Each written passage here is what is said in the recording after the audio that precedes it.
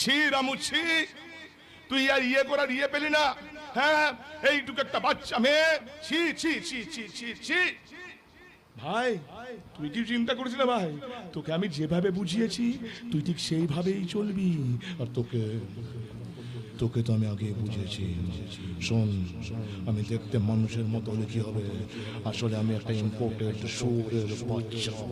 প্রতীক, চিন্তা করিস না ভাই আমার, তোদের এই দুঃখের রাত্রি একদিন ঠিক কেটে যাবে, সুখের সকাল একদিন উঠবেই উঠবে।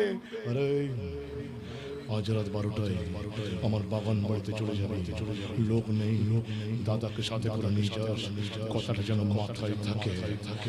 প্রতীক, চিন্তা করিস না, তোর দাদা যখন হয়েছি তো সব দায়িত্ব আমি নিলাম, তুই কষ্ট পাস না ভাই। মেয়েটার কি অবস্থা দেখুন, এই তো কদিন আগে ছিল কি সুন্দর চাঁদ।